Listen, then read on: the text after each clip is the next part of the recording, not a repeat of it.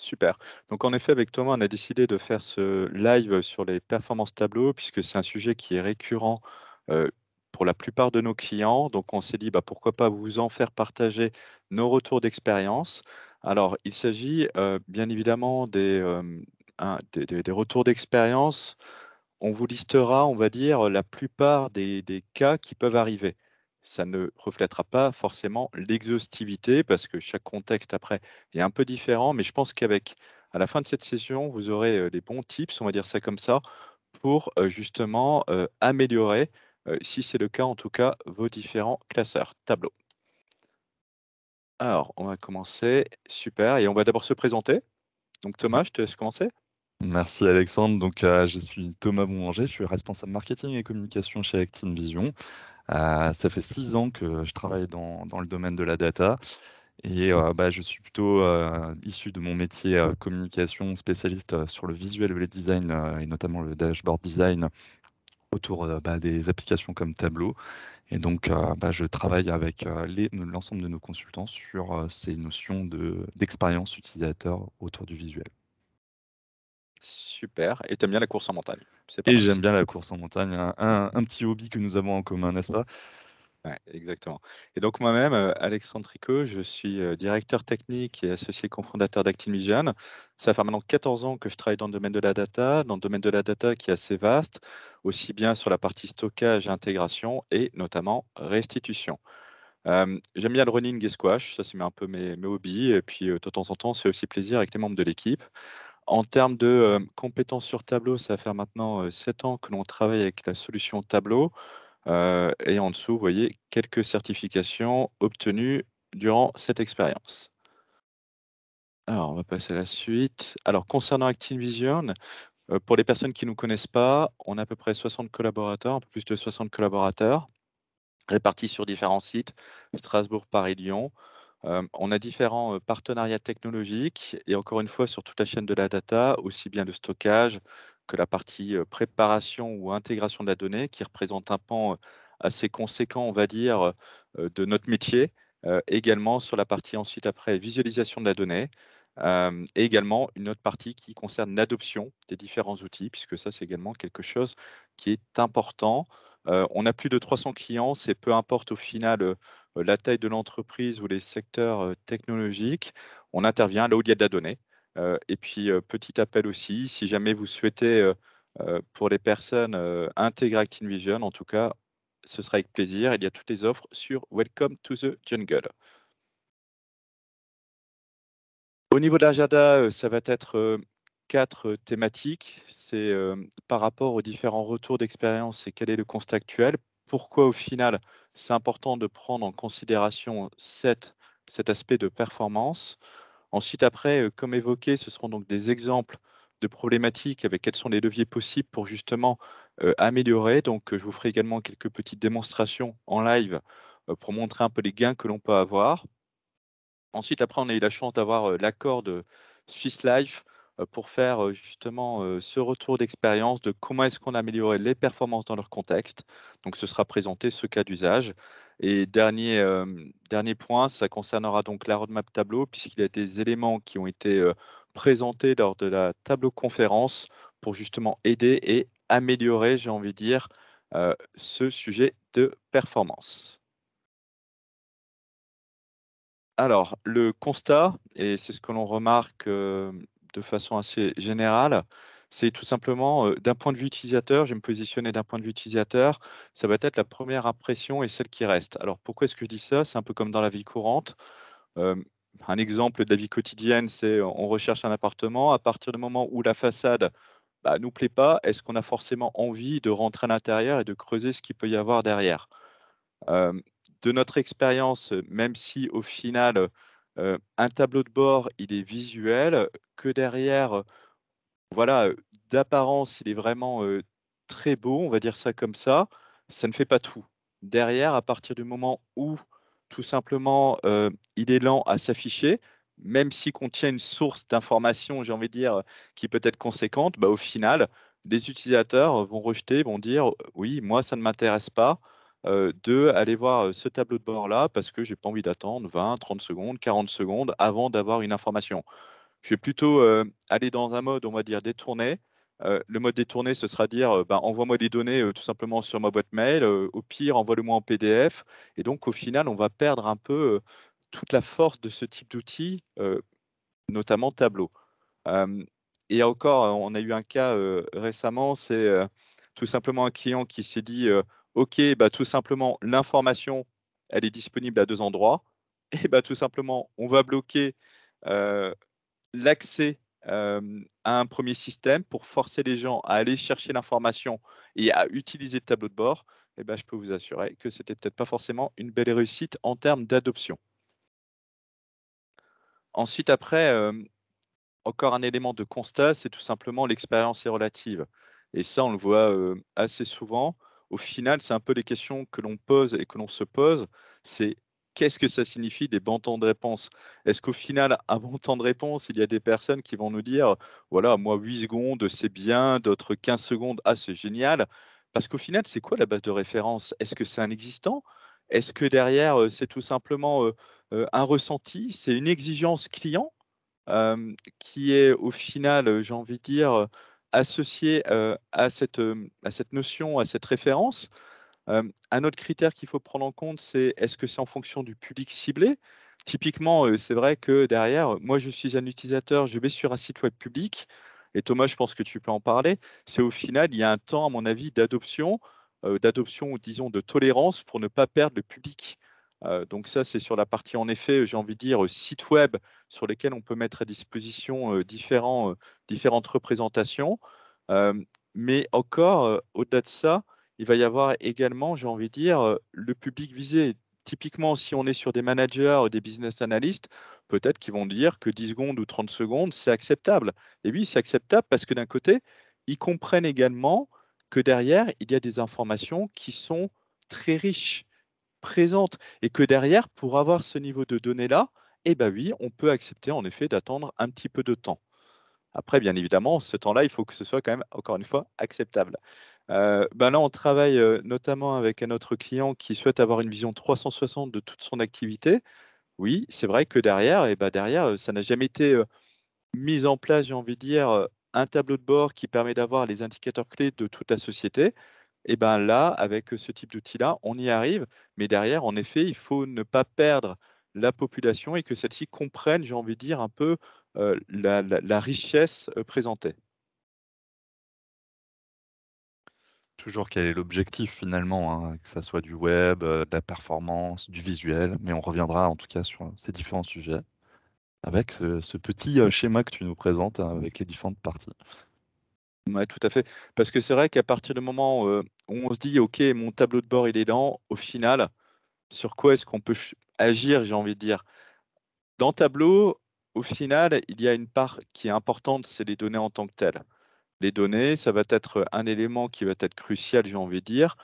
Est-ce qu'on est en connexion directe? Est-ce qu'on est en extrait? Est-ce que derrière, mon modèle de données, il est tout simplement optimisé pour? Hem, une fois qu'on a passé la partie, j'ai envie de dire, tout en bas, de l'iceberg, qui est donc les données, après on peut remonter sur la partie calcul. Est-ce que les calculs que j'ai faits sont tout simplement efficaces? Est-ce que derrière, tout simplement, il y a des axes d'amélioration à ce niveau-là sur lesquels on peut jouer? Ensuite, après, il va y avoir la partie visuelle et au final, la partie visuelle, c'est, tout simplement quel va être, j'ai envie de dire, le type de graphique que l'on va prendre en compte, j'ai envie de dire ça comme ça. Et enfin, le dernier point, ça va être l'expérience utilisateur et ne pas dénigrer, j'ai envie de dire, cette expérience utilisateur, au détriment, j'ai envie de dire, des performances.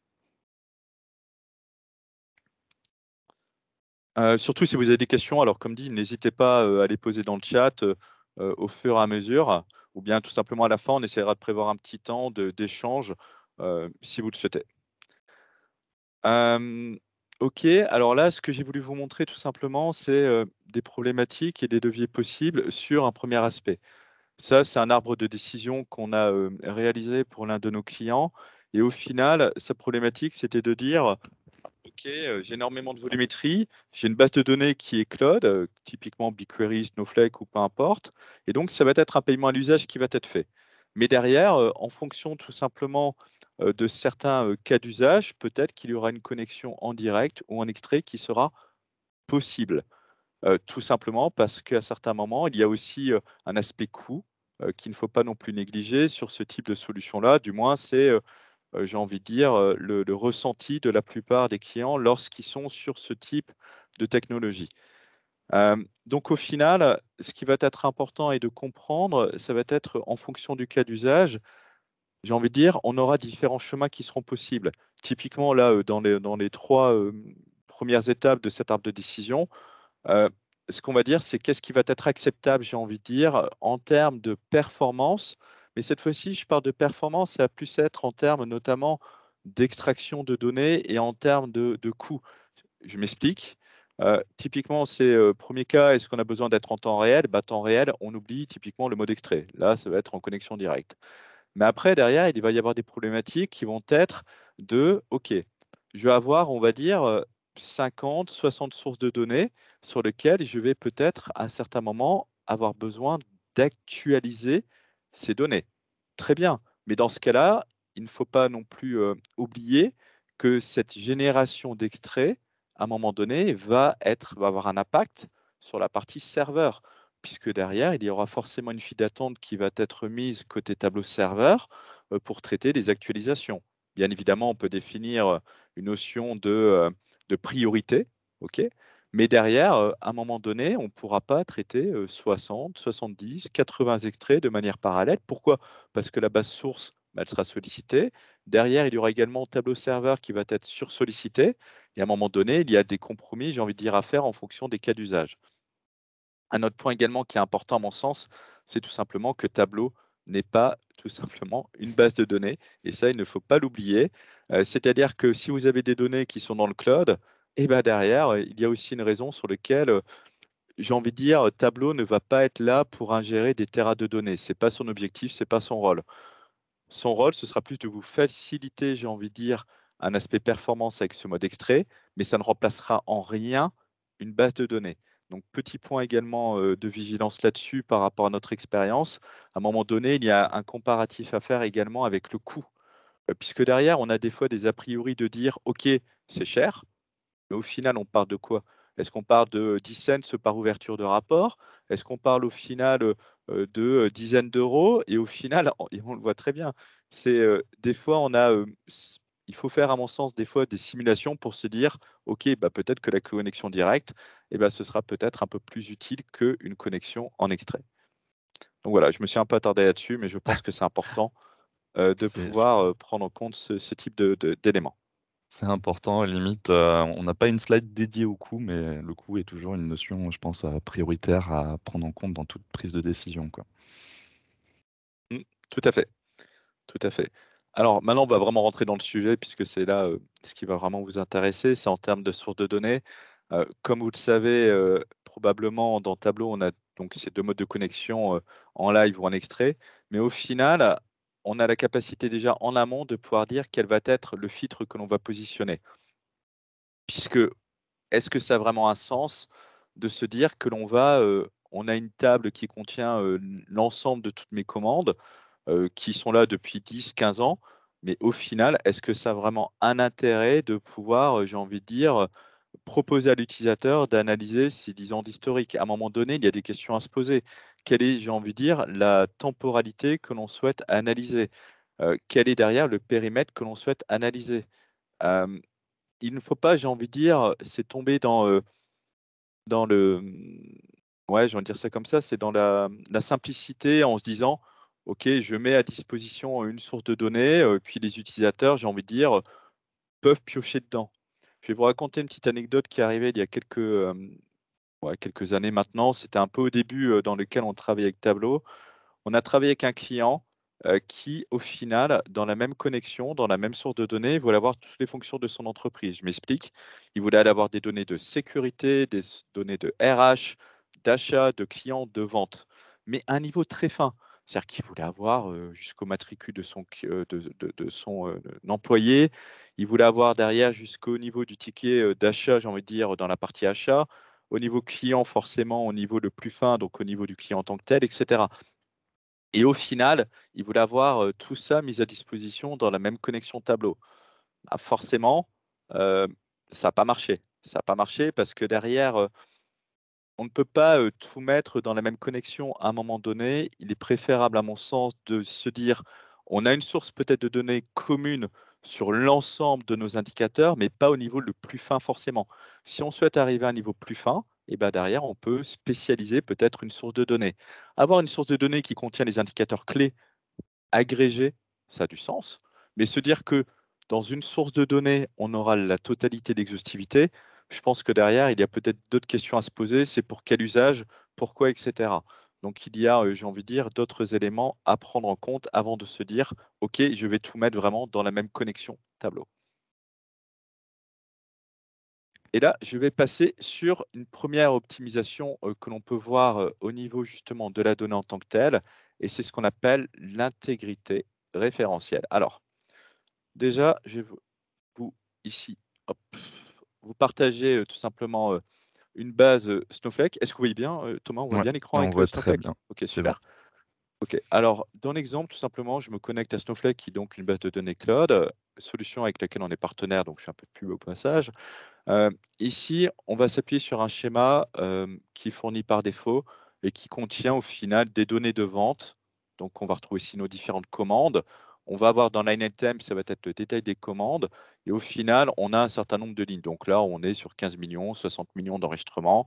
On a associé des clients et cetera et cetera. Au niveau de la capacité, donc pour les personnes qui connaissent Snowflake, je vais vraiment partir sur la capacité minimale qu'offre le produit, mais ça vous donnera comme ça à peu près, un état, des lieux. OK, alors sur la première démonstration, ça va être au final de se dire à un moment donné, et là j'ai représenté dans Tableau le schéma que vous ai présenté.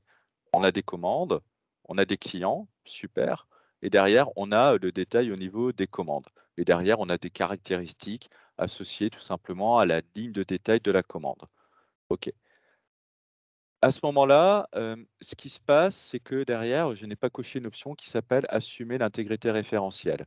Donc à partir du moment où tout simplement, je vais directement accéder à ma donnée, telle qu'elle est présente ici. Donc là, dans l'exemple, je vais tout simplement, modifier et je vais, j'ai envie de dire, retirer le montant total des prix.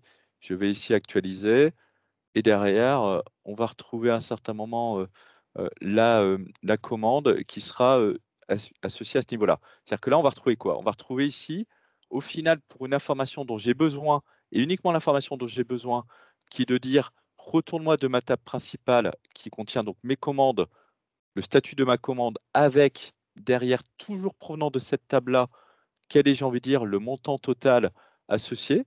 Et bah, typiquement, ce qu'il va faire, et c'est ce qu'on voit ici, il va utiliser l'ensemble des tables qui sont reliées. Et là, forcément, bah, c'est quelque chose qui est pas forcément efficace et c'est ce qu'on le voit ici. Ça dure 6 secondes et ça parse un certain nombre d'éléments. OK, super. L'idéal, c'est de se dire qu'au final, on va ne prendre que l'information qui est importante. Et l'information qui est importante, en cochant «Assumer l'intégrité référentielle», et bah, tout simplement, à partir du moment où j'ai besoin que des informations de ma table, des commandes avec mes clients, et bah, typiquement, qu'est-ce qu'il va faire? C'est, si je prends l'exemple en rajoutant une information des clients pour qu'on voit bien exactement le principe. Hop, donc là, il exécute. Donc on voit que c'est assez rapide. Je vais ici actualiser. On voit déjà que là, j'ai rajouté une information qui ramène un peu plus de lignes, donc ce n'est plus 3 mais c'est 15. Que derrière, je vais avoir une durée totale d'exécution beaucoup plus courte, de 6 secondes 5 à 2 secondes 8, et surtout que la requête, telle que je la vois là, ne va prendre au final que les parties qui m'intéressent, et ça, c'est important.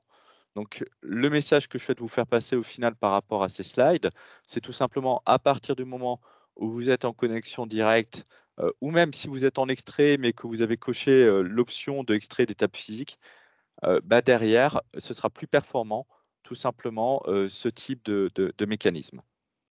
Donc, estimer l'intégrité référentielle et par défaut, c'est pas coché et ça, c'est un peu dommage.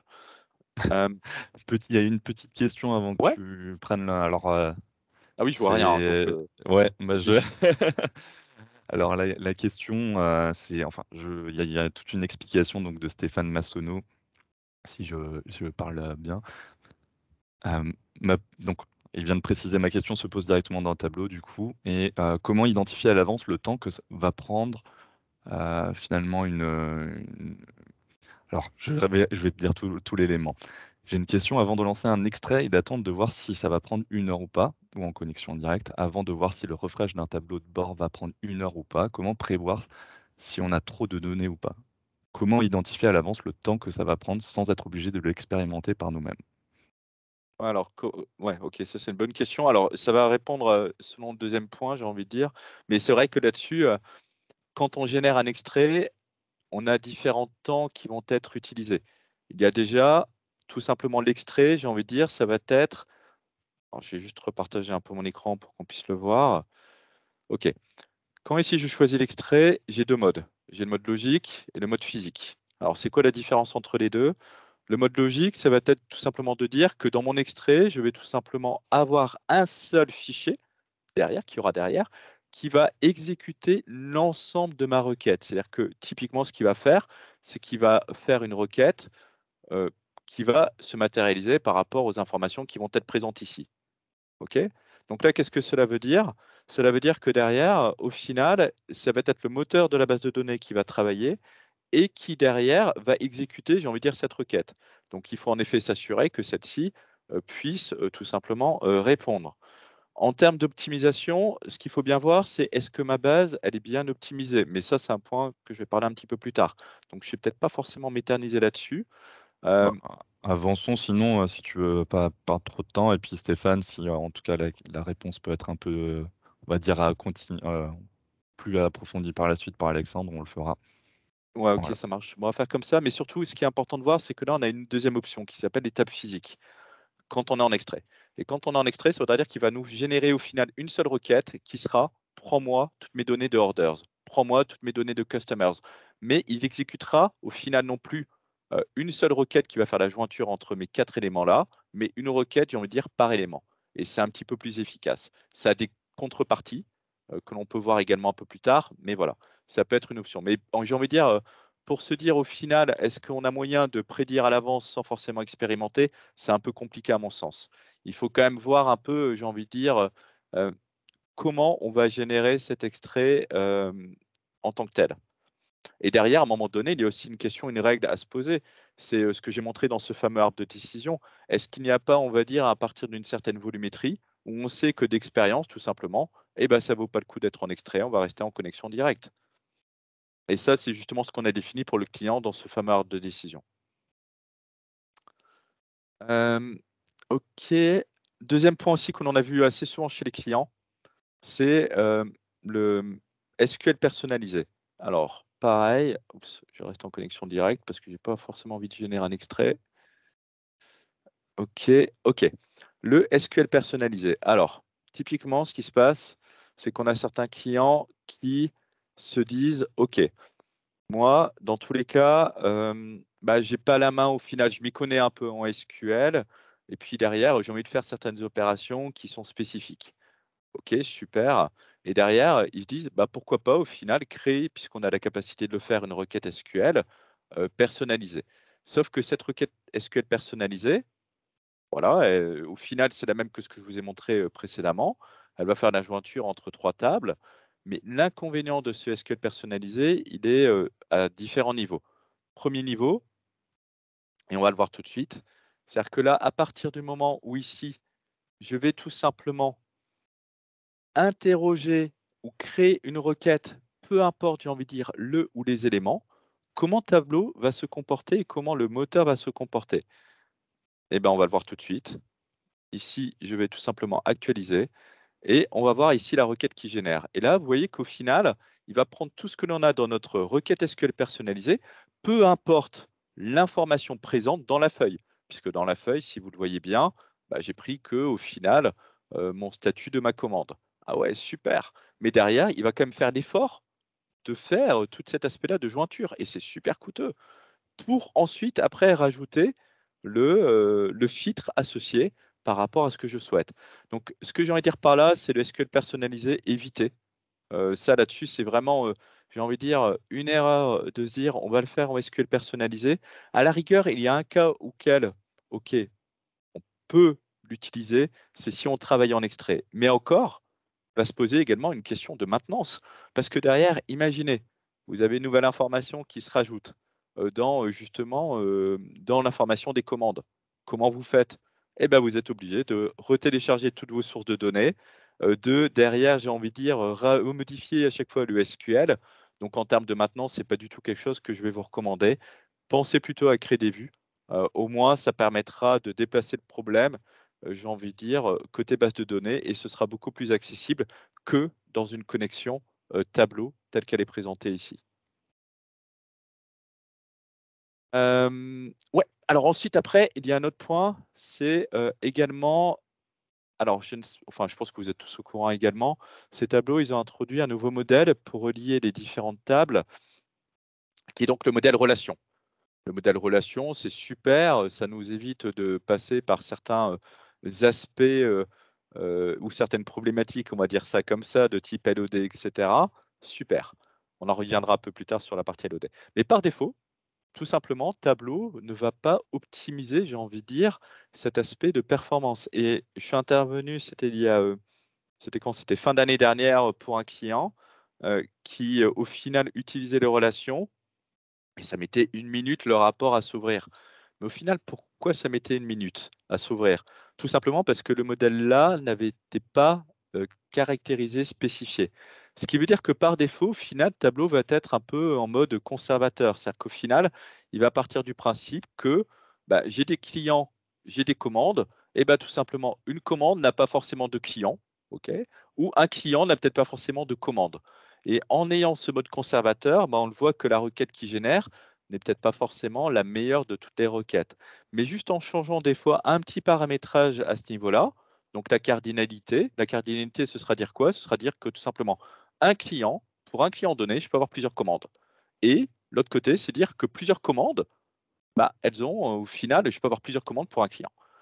Et dans l'intégrité référentielle, c'est ce qui va nous spécifier au final le type de jointure. Ce sera plus un left, mais un inner, ce qui est beaucoup plus performant. Et ce que l'on aura, c'est tout simplement, on va lui dire que tous les enregistrements correspondent.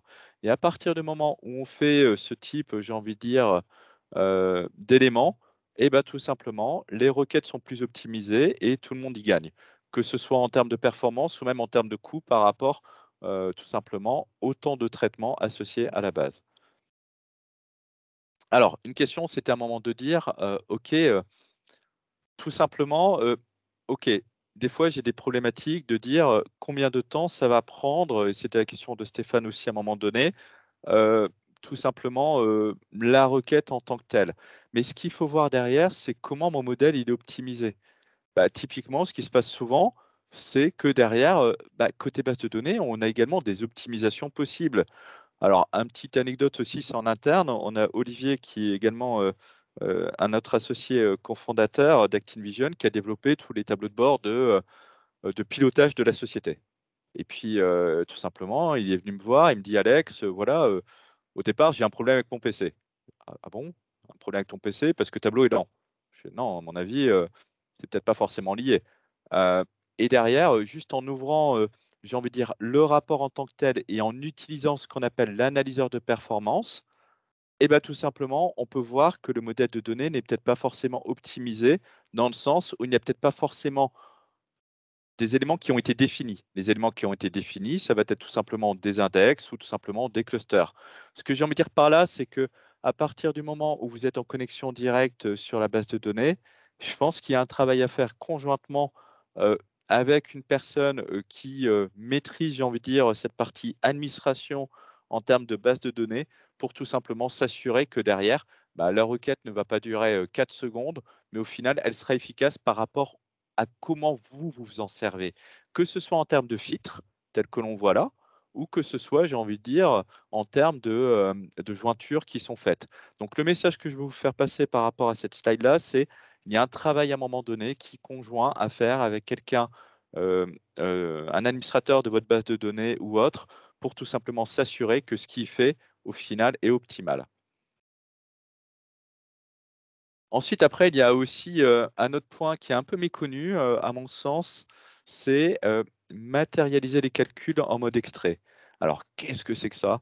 C'est vrai que c'est quelque chose qui n'est pas utilisé ou très peu. Si on le voit ici dans le menu extrait, on a le Compute Calculation Now et au final, ça va être certains types de calculs qui vont être faits ou que vous allez faire dans Tableau. Je m'explique. Vous pouvez avoir des calculs qui peuvent être faits, qui sont des fonctions de split. Une fonction de split, c'est dire quoi? C'est tout simplement dire que par rapport à un délimiteur donné, je souhaite tout simplement extraire une partie de l'information. On a des opérations qui sont faites, des calculs qui sont faits, qui sont de type find, de recherche. OK, bah, je recherche tout simplement, dans ma chaîne de caractères, tout ce qui commence ou tout ce qui contient, un certain mot-clé. OK, super. Mais derrière, ce qu'il faudra voir, c'est que Tableau va devoir travailler à certains moments pour exécuter, j'ai envie de dire, ces types de calculs. Or là, ce que l'on peut voir, c'est que tout simplement, la matérialisation des calculs, bah, va tout simplement permettre à Tableau, lorsqu'il va générer l'extrait, de tout simplement calculer cette information-là et ce ne sera plus vu ou considéré à un moment donné comme un champ calculé, mais comme une information à part de, j'ai envie de dire, la base de données. Bien évidemment, il y a une contrepartie. La contrepartie, c'est quoi? C'est que derrière, ça va augmenter la taille de votre extrait puisque ce n'est plus une information qui va être calculée, j'ai envie de dire, en live, mais qui va être, figée, fixée. Alors, il y a un autre point aussi, sur lequel on était, souvent confrontés, c'est au final, est-ce que je vais, j'ai envie de dire, avoir une source embarquée ou non dans mon classeur? Je m'explique. Dans Tableau, on a la capacité de publier la source de données. OK. Et à partir de cette source de données qui est publiée, et ben derrière, il y a différentes personnes qui peuvent faire des analyses à partir de celle-ci. OK. Heu, mais par contre, il faut bien être conscient que derrière, on aura des services dans Tableau qui seront appelés de façon différente. C'est-à-dire qu'à partir du moment où la source de données, elle est publiée. Ici, c'est ce que l'on voit, dans cette partie-là. Alors là, les schémas ont été pris du site directement de Tableau. Une page web, qui est assez bien faite et qui permet au final de comprendre lorsque je souhaite justement accéder à une feuille, bah, tout simplement, quels sont au final derrière les différents processus qui sont appliqués. Tout ça pour vous dire qu'au final, lorsque l'on a utilisé une source de données qui est publiée, et bah, tout simplement, il y a des services qui sont utilisés en plus et qui derrière font qu'il y a un temps de traitement supplémentaire et c'est ce que l'on voit là, notamment sur la partie data server. C'est cette partie-là qui est appelée, en plus. Bien évidemment, derrière, il y a, à un moment donné, le fait de se dire: «Bah, moi, j'accepte tout simplement et c'est tout à fait normal, qu'il y ait un petit temps supplémentaire, en termes d'affichage parce que derrière, je sais que cette source de données-là, et bah, tout simplement, il y a, 40 classeurs qui vont l'utiliser. J'ai pas envie de maintenir 40 sources de données. J'ai pas envie de maintenir, 40 extraits, associés. On va recommander une source de données embarquée dans quel contexte? C'est tout simplement à partir du moment où c'est vraiment spécifique à une analyse, un tableau de bord et qu'on n'a pas besoin forcément de le partager. Et dans ce cas-là, on gagne un peu en termes de temps de réponse. Alors, il y a un autre point aussi, ça va être la partie, et ça je l'ai vu aussi assez souvent. Il y a même des personnes, des clients qui ont réussi à faire tomber, bah, des serveurs tableaux, hein, avec ce type d'éléments-là. Hem, Tout simplement, ce que l'on peut avoir, c'est qu'on peut avoir, donc dans une même connexion. Et ça, c'est très bien, hein, c'est très bien. Ça, c'est une fonctionnalité qui était, demandée. Mais typiquement, qu'est-ce que l'on va retrouver ici? C'est qu'on va retrouver une connexion à Snowflake, telle que l'on voit là, avec derrière une connexion à un fichier Excel. Cette connexion à un fichier Excel, elle est tout à fait légitime. Ça peut être quoi? Ça peut être derrière, un fichier qui contient des objectifs, un fichier qui contient une information complémentaire qui n'est pas encore présente et pour lequel, ouais, nous, on a besoin d'avoir l'information dans l'analyse. Et donc, au final, qu'est-ce que l'on va faire? Et bah, tout simplement, c'est que l'on va, rajouter ici une connexion avec mon Snowflake et derrière, mon fichier Excel. Sauf que, ce qu'il faut bien être conscient, c'est que derrière, ça va avoir des impacts dans la façon dont Tableau, va fonctionner. Puisque au final, qu'est-ce qu'il va faire Tableau? C'est qu'il va exécuter la requête sur la partie de la base de données en tant que telle. Derrière, il y aura une autre requête qui sera exécutée sur l'autre source de données et après, il va essayer de faire la jointure entre eux. Ce qui veut dire que si on a une granularité qui est très fine, que derrière on a un niveau d'historique assez profond, et ben derrière ce sera la mémoire de tableau qui va travailler, et qui derrière, va, être impactée, j'ai envie de dire, par ce type d'éléments-là. Moi, ce que je vous recommanderais dans la mesure du possible, si on est dans un monde idéal, bien évidemment on ne l'est pas, mais dans la plupart des cas, c'est de travailler pour ramener cette information dans la source de données. C'est ce qu'il y a, de plus sage à mon sens, pour, fonctionner. Ensuite après, en ce qui concerne, les, différents calculs et on le voit assez souvent, c'est au final, hem, ça va être de se dire, à un moment donné, je souhaite utiliser des calculs qui sont, un peu plus optimales, on va dire ça comme ça. Typiquement, Tableau sera meilleur à partir du moment où on retourne une valeur booléenne. La valeur booléenne, c'est vrai, faux. Mais, des fois, ce qu'on en remarque assez souvent, c'est que ce type de calcul tel que l'on voit là, qui est au final exactement pareil que sur la partie droite, et ben, au final, c'est quelque chose qui, n'est pas forcément utilisé et pourtant qui est performant. Ce qu'il faut voir, c'est qu'à un moment donné, ça va être une accumulation de petites choses qui va faire que le tableau de bord sera performant et chaque seconde que l'on peut gagner, bah, au final, fera que, le résultat, sera, un peu plus optimal. Donc soyez vigilants là-dessus, sur les types de calculs, si vous pouvez, bah, tout simplement, au final, retournez juste, j'ai envie de dire des calculs logiques qui seront donc vrais, faux. Pareil pour les paramètres. Alors les paramètres, ils sont utilisés, c'est assez sympa. Ils sont utilisés dans certains contextes. Les contextes, ce sont lesquels? C'est je souhaite choisir mon indicateur, OK. Je souhaite choisir mon axe d'analyse, très bien. Je souhaite définir un top des meilleurs clients, un top et cetera, OK. Ou je souhaite peut-être faire des simulations par rapport à une valeur, très bien. Mais par rapport à ces paramètres, ce qu'il faut voir, c'est pareil que pour, l'information précédente, c'est qu'au final, Tableau sera meilleur pour tout simplement, comparer des entiers plutôt que des chaînes de caractères. Donc la recommandation, ce sera de dire qu'au final, utilisez plutôt ces éléments de type-là. Valeur 1, ça correspond à mes ventes, valeur 2, ça correspond à mes profits. Ensuite, après, il y a également, un point qui est important, c'est, typiquement dans Tableau, on est capable de faire un peu des graphiques, un peu plus évolués. Pour faire ces graphiques un peu plus évolués, on utilise ce qu'on appelle des repères. Un repère, c'est quoi? Je vais vous prendre un exemple. Ça va être de dire à certains moments, OK, moi, ce que je souhaite, c'est, typiquement, là, je vais avoir un mine de 1, j'ai un premier repère, j'en ai un deuxième et derrière, je souhaite tout simplement, j'ai envie de dire, mettre peut-être, différemment une information. OK, super et des fois, on en a besoin pour faire certains calculs. Donc on utilise ce type de fonctionnalité-là. Ce que l'on peut utiliser, c'est non pas un min, c'est un ATTR. OK, si on utilise ATTR, on arrive au même résultat. Sauf que dans le fonctionnement de tableau, qu'est-ce qu'il va faire? C'est que la fonction ATTR va faire un min et un max. Donc ça veut dire que derrière, bah, c'est peut-être pas forcément, l'idéal. Donc il est plutôt préférable de choisir, j'ai envie de dire un min ou un max plutôt que ATTR. Donc ATTR, là, cette fonction-là, si vous vous en servez, faites-le avec parcimonie et bien évidemment, il y a des règles logiques qui sont que les min et les max sont plus rapides que des fonctions de type moyenne. Après, il y a également la partie, distinct. Alors la partie distinct, c'est vrai que derrière, on a beaucoup de, j'ai envie de dire, et ça c'est tout à fait normal, si on souhaite, avoir le nombre de clients uniques. On souhaite avoir le nombre de commandes uniques et pour ça, on utilise ce type de fonction-là. Ces fonctions-là, ce sont des fonctions qui sont au final assez coûteuses. Dans n'importe quel type de base de données, bah, oui, ça c'est quelque chose qui est coûteux, ça on le sait et au final, ça va être de se dire: «On va l'utiliser avec parcimonie». Alors vous allez me dire: «Ouais, c'est super sympa, mais j'en ai besoin d'avoir cette information-là. Comment on peut aider?» Et ben là-dessus, on a différentes pistes. Alors une qu'on avait expérimentée avec un de nos clients, c'était au final de créer des indicateurs entiers 0 ou 1 et au final de pouvoir à un moment donné faire une somme associée à cet indicateur-là. C'est-à-dire que comme ça permet d'éviter d'utiliser le compte distinct, mais plutôt de faire une somme et la somme est forcément plus sympa là-dessus.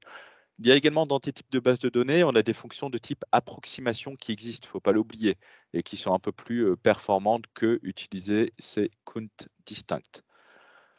Les recherches. Alors les recherches, c'est ce qu'on a déjà un peu évoqué, c'est les contents defined. C'est, pas forcément, la meilleure façon de faire, en termes de performance.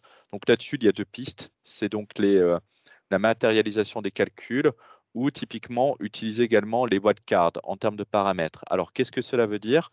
C'est un peu au final se dire, à un certain moment donné, l'utilisateur va rechercher ou va saisir dans ce paramètre une information qui va être présent avec tout simplement, une fonction de type étoile ou autre et qui va nous permettre de répondre à ce type de besoin. Hem, Ensuite après, c'est des LOD. Ah ouais, alors là, les Là, LOD, oui, sujet important, les LOD. Non, tu ouais. peux continuer. Ça marche. En effet, c'est sur la partie LOD, ça là-dessus, c'était vraiment très utile et on le voyait, hein, on le voyait, chez la plupart de nos clients. À un moment donné, le type de question, c'est, OK, j'ai mon chiffre d'affaires par client, très bien, mais derrière ce chiffre d'affaires par client, bah, je souhaiterais avoir au final, à un moment donné, le total pour ma région, mais à côté. Et bah, ouais, comment est-ce qu'on fait? Bah, à l'époque, on faisait un calcul de type LOD, où on disait, bah, fixe ma région, bah, donne-moi au final, le montant, la somme de mes, on va dire, de mon montant. OK, super. Mais ces calculs-là, ce qu'il faut bien comprendre, c'est un peu ce type de requête qui va générer, alors qui n'est pas du tout optimisé, on en est tous conscients. Derrière, ce qu'il faut voir par rapport à ces calculs de type LOD, c'est au final, est-ce qu'on en a vraiment besoin? Pourquoi? Parce que derrière, on a différents mécanismes qui existent. Les mécanismes qui existent, c'est les relations, déjà. Ça, c'est vraiment une nouveauté, bon, qui date un peu maintenant, certes, mais qui permet vraiment, j'ai envie de dire, de pouvoir pallier de temps en temps à ce type de calcul. Un autre type de piste également, c'est dans la partie préparation de la donnée, parce qu'au final, qu'est-ce qui nous empêcherait d'avoir une colonne à côté qui nous permettrait d'avoir l'information si on le souhaite? Donc au final, on a un peu, j'ai envie de dire, des axes de contournement. Un point également, c'est, derrière, pourquoi pas tester par rapport à votre jeu de données ou tester, j'ai envie de dire, par rapport à votre extrait. Parce que le mode extrait, bien évidemment, permettra d'avoir des performances un peu meilleures par rapport au LOD que par rapport à une base de données, en fonction, bien évidemment, de certains critères. Mais, derrière, les LOD, dans la majorité des cas que l'on rencontre, sont à éviter ou essayer de trouver une autre façon de faire. Mais c'est pas évident, ça je le concède, hein. Il faut analyser ça.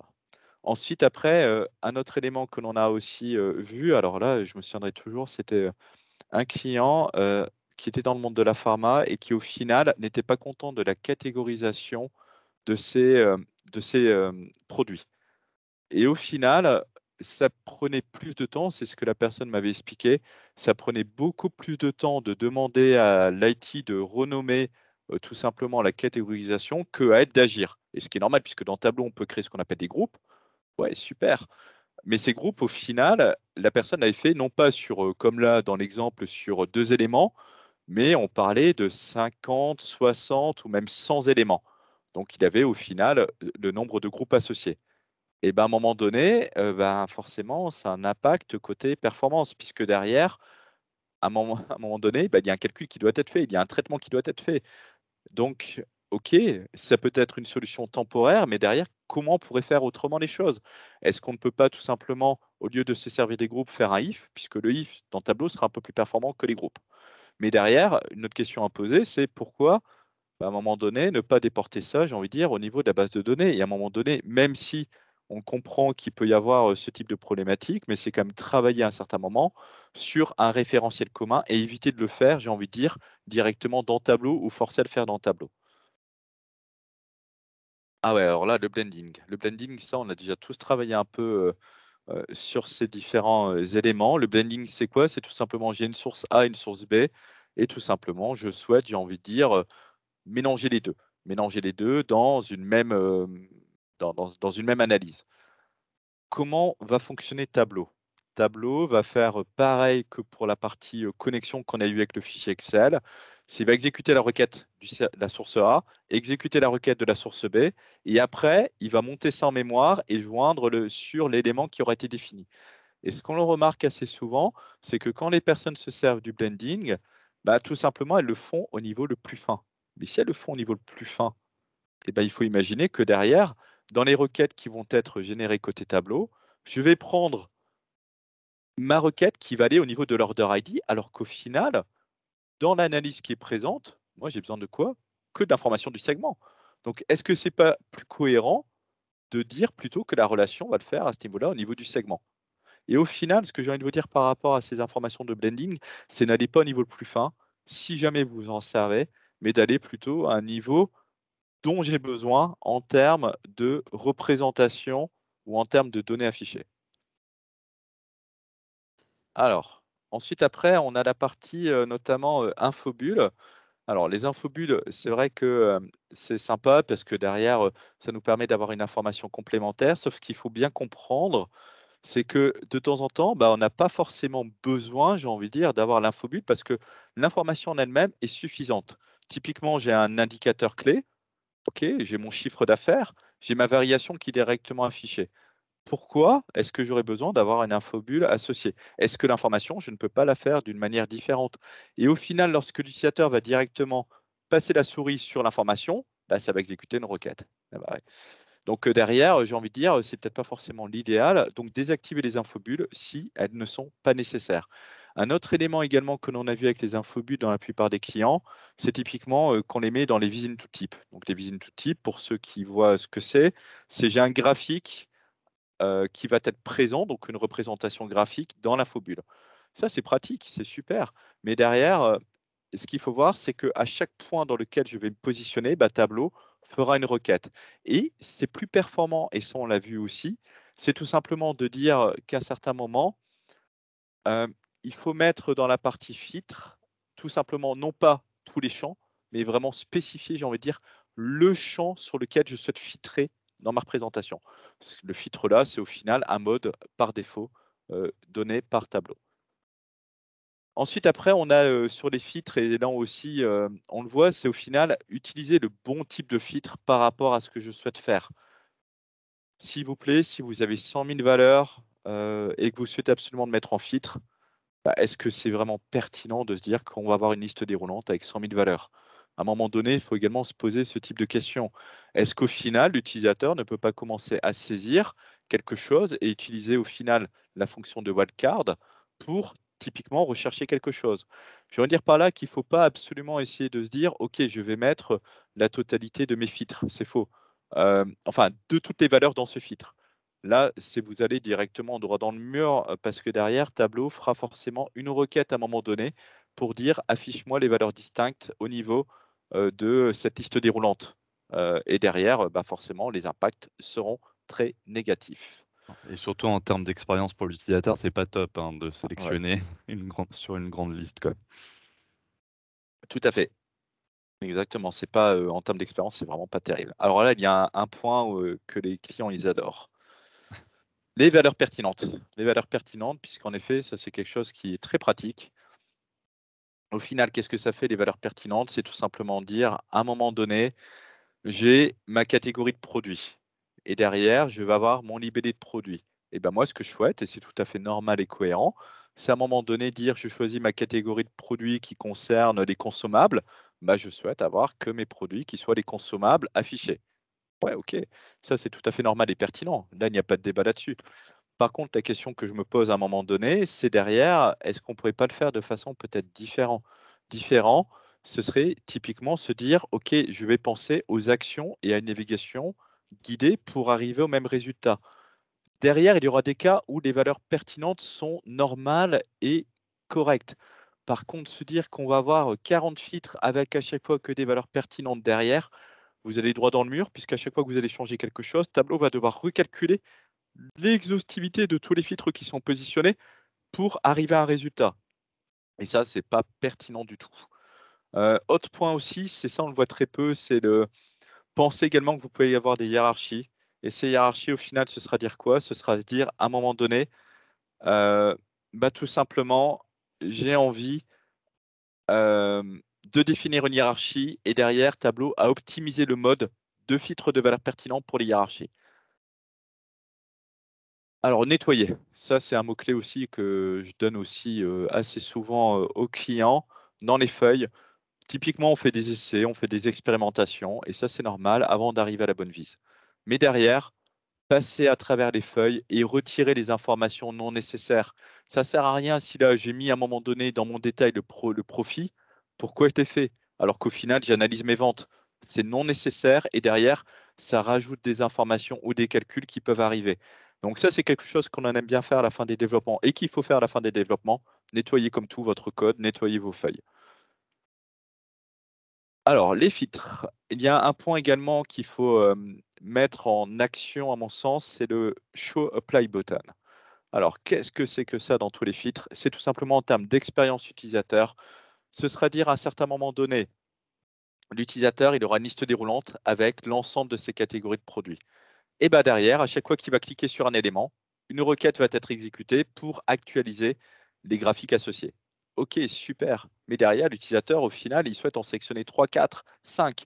Et seulement après, une fois qu'il aura choisi les 4 ou 5, va dire, ok, c'est vraiment ce que je veux. Bah, dans ce cas-là, il faut utiliser ce mode Show Apply Button ou afficher le bouton appliqué pour que, au final, ce soit uniquement à la fin de la sélection en termes de filtres que l'on va exécuter une seule requête et non pas X requêtes. Les requêtes fusionnées. Alors là, je vais vous montrer un exemple. OK, alors les requêtes fusionnées. Alors, on y va et on va passer là sur les requêtes fusionnées. Alors, qu'est-ce que les requêtes fusionnées? OK, alors ici, j'ai une feuille avec tout simplement, j'ai pris un indicateur qui est donc le montant des remises. Super. Derrière, je vais avoir une autre feuille associée qui va comprendre, tout simplement mon montant total associé, mais je l'ai tout simplement que sur une seule marque et là, je l'ai positionné dans mes filtres. Alors, quand je vais exécuter mon tableau de bord, qu'est-ce que Tableau va faire? Il va faire une requête pour avoir cet indicateur de discount et une requête pour avoir cet indicateur de prix avec derrière en positionnant le filtre et ce qui est normal, le filtre associé par rapport, j'ai envie de dire, à la marque. OK. Donc là, c'est ce que je vais vous montrer ici. Voilà. Donc là, il a exécuté ces 2 requêtes, ce que l'on voit ici, pour une ligne. OK, super et on le voit ici que dans la requête, il a bien mis, sur la marque associée et là, il a pris le montant total. Tableau, il est intelligent dans le sens où derrière, ils ont mis en place ce qu'on appelle les requêtes fusionnées. À partir du moment où les critères sont identiques, les critères sont identiques, les critères, c'est quoi? C'est tout simplement les filtres ici qui seront positionnés là et ben, qu'est-ce que Tableau va faire? C'est qu'il va faire une seule requête. Et dans l'exemple, pour vous le montrer, aïe, ici plutôt, pardon, je vais aller là, dans cet exemple-là. Tac, tac, tac, tac, tac. Donc, on va directement au niveau de la feuille. Ici, vous voyez, j'ai fait un champ calculé qui s'appelle Total Price pour la marque 14. Et au final, je vous montre ici la formule, si j'arrive à le déplacer. Yes. OK. Et au final, ça revient au même résultat. Sauf que je ne l'ai pas positionné dans mes filtres. Et ben, qu'est-ce qui se passe au niveau de la base de données? C'est que là, derrière, au final, il va faire une seule requête, tac, tac, tac, tac, tac. Alors là, il l'a pas fait comme je le voulais parce que je l'ai ouvert la feuille, donc ça doit être là, ouais, c'est celle-ci, OK et là, vous voyez qu'au final, il aura fait qu'une seule requête en mettant les 2 indicateurs et ce qui fait que c'est beaucoup plus performant puisque derrière, il n'y a qu'une seule requête qui va transiter, passer. On a juste une petite question, Alexandre, de Stéphane, qui réagit par rapport au bouton appliquer. Oui, Aujourd'hui, le bouton appliquer, il est uniquement par filtre, mais est-ce qu'on peut avoir un bouton appliquer global? mmh, oui, on peut en effet avoir un bouton appliqué global, ça nécessite quelques manipulations dans Tableau. Et à la rigueur, ce qu'on pourra faire, c'est peut-être mettre le lien qui, redirige vers la documentation associée. Ouais, Mais en tout cas, oui, la réponse est oui, c'est possible. Ça nécessite de créer une feuille avec une action associée, mais c'est tout à fait possible. D'avoir en effet un bouton appliqué global sur l'ensemble des éléments. donc OK, Stéphane, n'hésite pas à revenir vers nous, en tout cas, pour en savoir plus là-dessus et sinon on mettra le petit lien concernant la doc. super. Ensuite, après, on a le nombre de feuilles. Le nombre de feuilles, là, c'est un exemple, encore une fois, pour refléter un peu ce que je viens d'évoquer. C'est pour un client, pareil, il a un dashboard. Alors là, vous allez me dire: «Waouh, 88 feuilles». Ouais, c'est pas mal, hein? Déjà, bon, passons. OK. Un dashboard 88 feuilles, ça met 20 secondes. Ensuite, après, on l'a réduit à 50 feuilles, on met plus que 11 secondes et au final, ce qu'il faut bien comprendre, c'est plus vous aurez de feuilles, bah, forcément, plus le temps d'ouverture sera long. Pourquoi? Parce que Tableau va forcément, à un moment donné, exécuter X requêtes et derrière, le code, il est stocké aussi, selon un certain format propriétaire à Tableau, et donc le fait de l'ouvrir, bah, il y a derrière bah, tout simplement, j'ai envie de dire, il va analyser toutes les feuilles associées, voir les filtres, les axes d'analyse et cetera. Donc ce que j'ai envie de dire, restez simple, Essayez peut-être de découper en plusieurs, dashboards, essayez peut-être de découper en plusieurs classeurs. Mais voilà, à un moment donné, il faut trouver un juste milieu. Là, je passe parce que derrière, j'ai encore beaucoup de choses à vous, partager et je vois que j'arrive pas à tenir les délais et je m'en veux énormément. C'est pour ça que là, je passe certains éléments. Ne m'en voulez pas, dans tous les cas, vous l'aurez dans la présentation. Donc là, ça revient au final le point du nombre de feuilles. Ça, c'est un exemple aussi que l'on voit souvent. C'est au final, à un moment donné, on souhaite avoir un mode export. Le mode export, qui est de se dire: «OK, je souhaite avoir toutes les données». On ne sait pas pourquoi, au cas où. J'ai envie de faire un super tableau croisé dynamique, un peu à la Excel, mais au final, pourquoi c'est un peu ce type de question-là? Est-ce que c'est pour retraiter dans un autre outil? Est-ce que derrière, c'est pour, j'ai envie de dire, c'est pourquoi c'est alors qu'il y a un super outil qui permet d'avoir des choses visuelles compréhensibles et à un moment donné, il faut, certes accompagner le changement utilisateur. Vous allez me dire: «C'est super facile ce que je dis», certes, mais derrière, il faut essayer d'accompagner les utilisateurs et comprendre pourquoi est-ce qu'ils ont besoin d'avoir cette donnée-là et essayer de travailler avec eux pour, au final, peut-être le présenter d'une façon différente. Ouais, alors l'autre point, c'est éviter les tableaux de bord complexes. Ça revient un peu à un point précédent. C'est éviter, s'il vous plaît, de faire des choses sur, on va dire, 40-50 éléments que vous avez par tableau de bord parce que forcément, ça va engendrer des performances. Un autre point également, ça va concerner la partie sizing. Puisque derrière, au niveau des tableaux de bord, on peut définir une taille qui est automatique et une taille qui est fixe. Alors, nous, ce qu'on recommande en effet, c'est d'assurer une taille qui est fixe.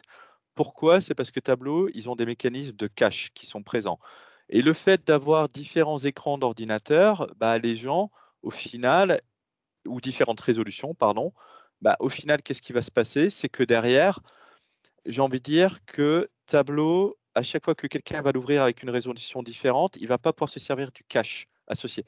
Il va comprendre comme si c'était une nouvelle demande et ce qui est dommage puisqu'au final, on souhaite accéder à la même information et c'est la même information. Et comme Tableau a un système de cache qui est assez performant, bah, c'est un peu dommage de ne pas pouvoir s'en servir. C'est pour ça qu'on préconisera d'utiliser une taille fixe. Les outils, à un moment donné, on parle également des outils qui sont disponibles. Et ben, les outils qui sont disponibles sont mis de base par Tableau. Ça va être l'enregistreur des performances. Alors, l'enregistreur des performances, c'est un outil qui est assez pratique et qui va vous donner déjà des pistes pour savoir d'où vient le problème. Est-ce que le problème vient de ma requête? Si typiquement j'ai une requête qui dure 20 secondes, ah ouais, bah, moi je sais que ça vient de là. Est-ce que ça vient des totaux qui sont appliqués? Est-ce que ça vient derrière d'une feuille spécifique? Et donc au final, cet utilitaire-là vous donnera, j'ai envie de dire, vraiment une bonne piste. Un élément aussi, sur lequel il ne faut pas se tromper, c'est, j'ai envie de dire sur la partie, tableau desktop et tableau serveur. On a des clients qui me disent: «Ouais, c'est long sur tableau desktop, c'est pas grave, je le publie sur tableau serveur, c'est un serveur et forcément ce sera beaucoup plus rapide». Et généralement, c'est faux, parce que les performances sont quasiment les mêmes entre les 2. Donc ne tombez pas dans cet a priori-là, j'ai envie de dire. À partir du moment où c'est lent, j'ai envie de dire, sur le desktop de façon unitaire, ce sera lent sur le serveur. Alors comment diagnostiquer? Ça, c'était une question, également. Donc il y a déjà plusieurs outils que l'on peut utiliser. Ça va être, premier outil, les mises à jour de tableau. Bah, tout simplement, c'est vrai que, c'est un peu bête, mais, Tableau améliore son produit, corrige des bugs. Donc derrière, c'est bien d'avoir la dernière version aussi, pour être certain, d'avoir à la fois peut-être des correctifs, mais peut-être des nouvelles fonctionnalités. Hem, donc voilà, ça c'est une première piste. Tester sur tableau serveur et tableau desktop, les performances doivent être similaires, c'est ce que je vous évoquais. Vous pouvez également voir un peu la partie requête et la partie extrait. Est-ce que derrière la problématique vient de la base ou pas? Donc là, ça peut être typiquement réalisé en extrait. On ça permet d'aider, on va dire, de diagnostiquer. Rechercher les points de blocage. Est-ce que derrière, par rapport au design, par rapport au nombre de fils, de feuilles, est-ce qu'on utilise du data blending, des formules, et cetera? Donc au final, c'est effectuer une analyse de performance. Live. Alors merci à eux déjà de nous autoriser encore une fois à parler d'eux, de ce qui s'est de ce qu'on a réalisé, dans le cadre de ce projet. Donc alors, Swiss Life utilise Tableau au format embedded. Alors embedded, c'est quoi? C'est tout simplement qu'ils ont développé, leur propre, site web, mise à disposition des différents apporteurs, de gestionnaires de portefeuille, on va dire ça comme ça et cet applicatif s'appelle Swiss Life One. Et donc au final, dans ce portail-là, ils ont mis à disposition, certains, indicateurs de suivi de performance commerciale, pour dire au final: «OK, moi apportera combien j'ai dans mon portefeuille client». combien j'ai dans le pipe, combien j'ai envie de dire de produits, d'offres, associés à Swiss Life. Et au final, ce projet-là, il a été initié pour décommissionner d'autres outils, qui étaient utilisés. Et l'objectif de Swiss Life One, c'était d'avoir une seule plateforme et non plus, 5-6 plateformes mises à disposition des apporteurs. Et ils se sont rendus compte qu'au final, eh bah, ouais, bah, derrière, on a des performances qui sont pas bonnes.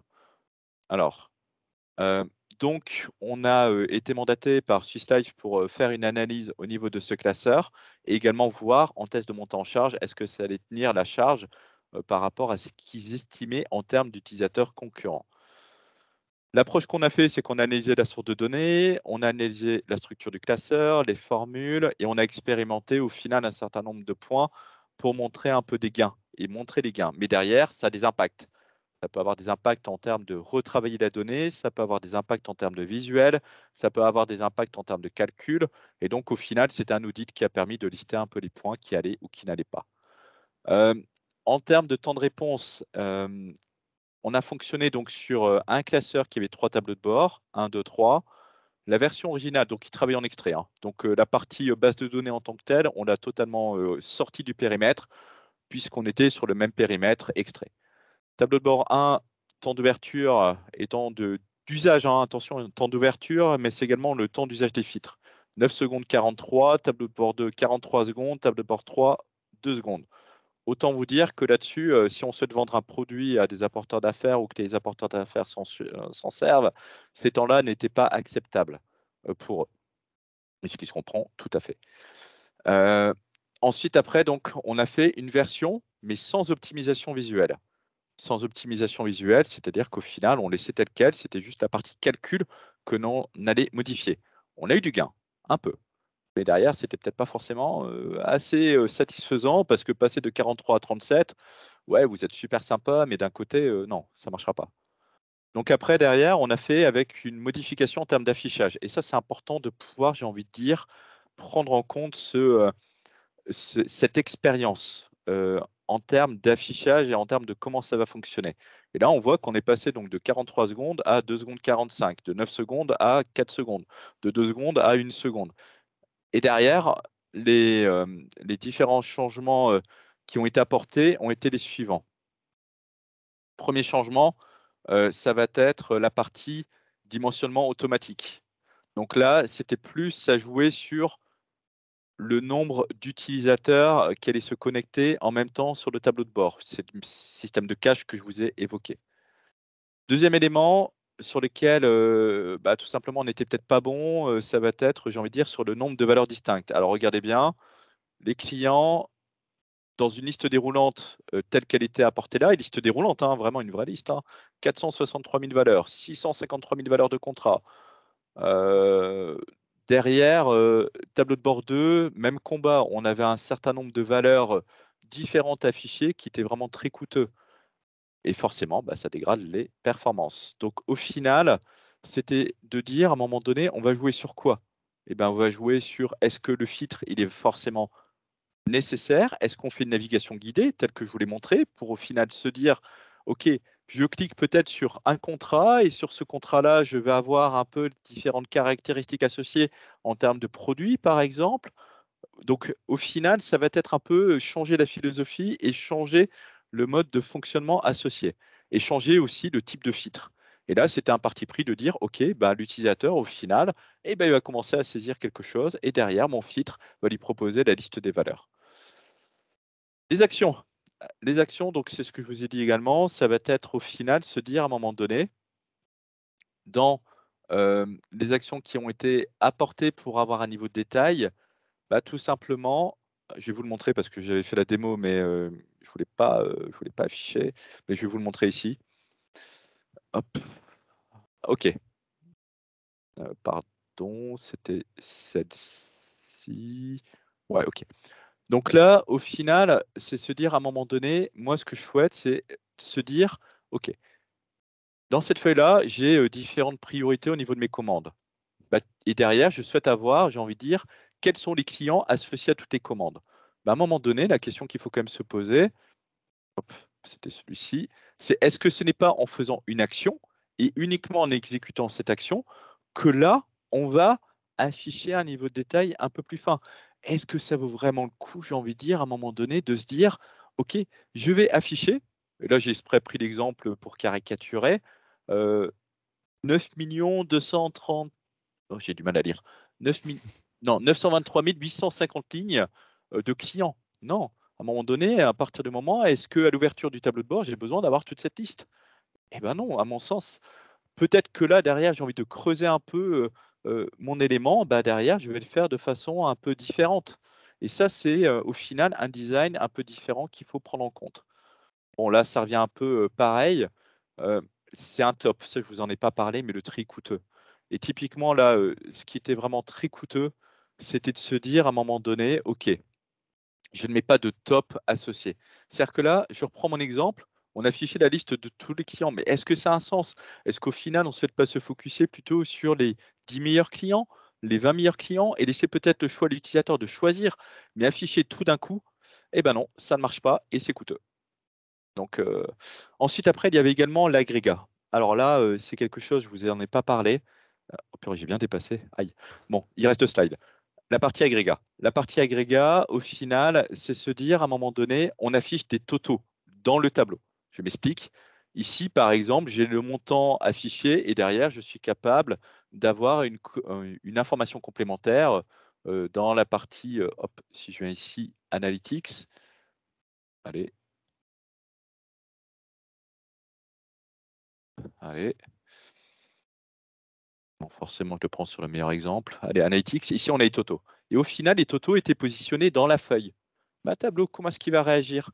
C'est qu'il va faire une requête pour afficher déjà la totalité de mes éléments et après faire une deuxième requête en interne pour avoir le total. C'est dans l'analyseur de performance qu'on verra le compute total, ou voilà, c'est ce terme-là à peu près qui est utilisé. Alors qu'au final, se disant, on va faire plutôt une feuille qui va montrer les agrégats clés, vraiment les fonctionnalités clés, et ben derrière, c'est beaucoup plus performant puisqu'au final, eh ben, dans le séquencement, on ne le fera pas de façon séquentielle, mais on le fera de façon parallèle. Dernier point que je souhaitais vous, évoquer, c'est vrai que Tableau le prend à bras-le-corps, ce sujet-là, et à la TICI, qui a été, c'était il y a combien de temps? 6 mois, 7 mois, je ne sais plus, 6 mois. Voilà, c'est quelque chose qu'ils ont inclus dans leur roadmap. C'est tout simplement à partir du moment où vous allez publier tout simplement votre tableau de bord, et ben derrière, vous allez avoir ici un petit élément qui s'appelle Workbook Optimizer et qui prendra un ensemble d'éléments qu'on vous a mentionnés lors de ce webinaire, lors de ce live, pour vous dire: «Attention, il y a des points critiques, il y a des points d'attention, il y a des points qui sont passés», mais tout simplement pour vous sensibiliser et dire au final: «OK, bah, derrière tu publies, mais derrière il y a des choses qui peuvent être optimisées ou qui auront quelque chose, qui va avoir un impact fort en termes de performance».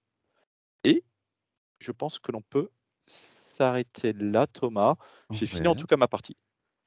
Bah, merci Alexandre, hein. J'espère en tout cas que cette présentation vous a plu. N'hésitez pas, on va attendre, quand même si vous avez des questions. En tout cas, le replay de ce live sera disponible dès semaine prochaine sur notre site internet, ainsi que le document, donc vous pourrez le télécharger. Et on a déjà Simon, en tout cas, qui a partagé, la question concernant le filtre et le bouton appliquer. Donc, Super, merci Simon. Tu fais économiser une recherche sur le net. Très bien, merci beaucoup. là, n'hésitez pas si vous avez une question, en tout cas, à le mettre dans le chat, avec Alexandre, on sera en tout cas, on reste encore un peu, on va rester encore 2-3 minutes ensemble, et si vous n'avez pas de questions, on coupera en tout cas le webinaire. Et puis à ceux qui s'en vont, on vous souhaite bien sûr un bon appétit et une bonne journée Excellent appétit, ça c'est vrai, et bon week-end. et bon week-end en effet. Ce petit live, du vendredi. Bah, en tout cas, s'il n'y a pas de questions supplémentaires, je vois que tout le monde dit merci. Bah, écoutez, si on n'a pas de questions, de toute façon, n'hésitez pas à nous contacter. Si vous avez, des sujets, sur les performances, on sera ravis. Ah! Une question de Sylvaine. Tu la vois Alexandre, ou il faut que je te la cite? Est-ce que je la vois? Non, attends, il y a le Vaut-il chat qui alors, passe vite. vaut-il mieux utiliser les couches logiques ou physiques de façon générale? Alors de façon générale, je vais faire une réponse de Normand, non je déconne. Non, mais en vrai, ça dépendra plus des cas de figure.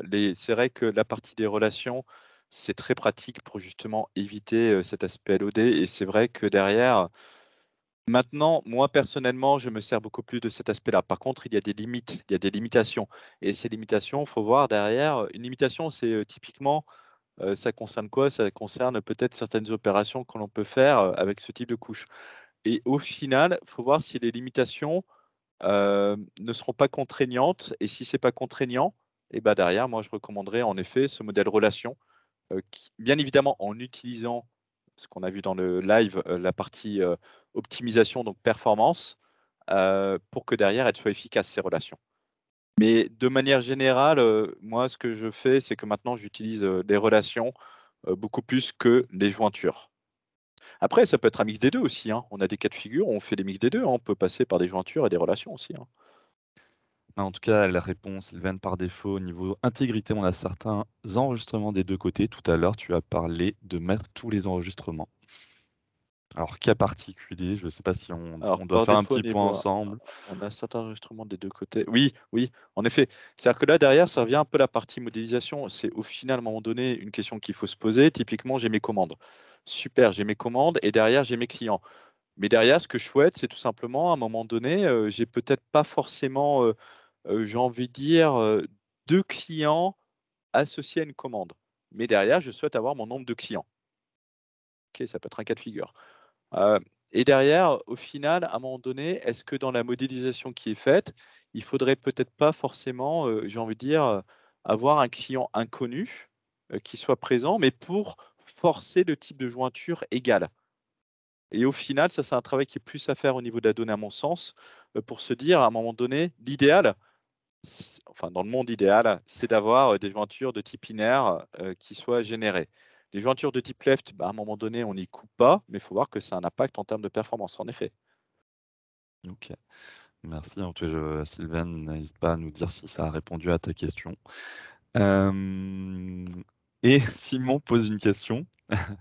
Figer les tailles de DB est plus performant ou en auto, c'est mieux? Justement, c'est figer la taille des dashboards qui est mieux. Parce que derrière, c'est ce qu'on a vu, c'est qu'on peut, se servir du cache de tableau. Et derrière même, on est beaucoup plus sûr du rendu, à un moment donné. Parce que ce qui arrive aussi, c'est on l'a vu, à plusieurs reprises, c'est qu'il y a des personnes qui faisaient, format, automatique. Et bah, qu'est-ce qui se passe? Entre 2 personnes qui vont ouvrir le même tableau de bord avec des résolutions différentes, bah, peut-être qu'ils auront une expérience différente en termes de rendu.